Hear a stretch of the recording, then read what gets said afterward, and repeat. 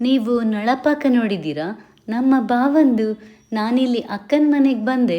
ಅವಳ crafts paintings ಎಲ್ಲ ನೋಡುವಾಗ ಎಂಥ ಖುಷಿ ಆಗ್ತದೆ. ಪ್ರತಿ ಸಲ ಬರುವಾಗಲೂ ಏನಾದರೂ ಹೊಸತಿರ್ತದೆ. ಅಕ್ಕ ಇವತ್ತು ಉಣ್ಲಕ್ಕ ಮಾಡಿದ್ದು ಯಾವುದರಿಂದ ಗೊತ್ತಾ? ಉಪ್ಡಚೀರಿಂದ. ಏನಿದು ಉಣ್ಲಕ್ಕ ಉಪ್ಡಚೀರ್? ನಿಮಗಿದೆಲ್ಲ ಹೊಸ ಹೆಸರಾ?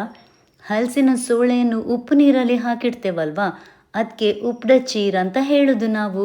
ಮತ್ತು ಈಗ ಮಾಡುವ ತಿಂಡಿಗೆ ಉಣ್ಲಕ್ಕ ಅಂತ. ನೀವೇನು ಹೇಳ್ತೀರಿ ಅಂತ ಕಾಮೆಂಟ್ ಮಾಡ್ತೀರಲ್ವಾ? ಇದು ನಮ್ಮ ಟ್ರೆಡಿಷ್ನಲ್ ರೆಸಿಪಿ. ಅಜ್ಜಿಯಿಂದ ಅಮ್ಮನಿಗೆ ಬಂತು, ಅಮ್ಮನಿಂದ ಅಕ್ಕನಿಗೆ, ಅಕ್ಕನಿಂದ ನಿಮಗೆ. ನೀವೇನು ಮಾಡಲಿಕ್ಕೆ?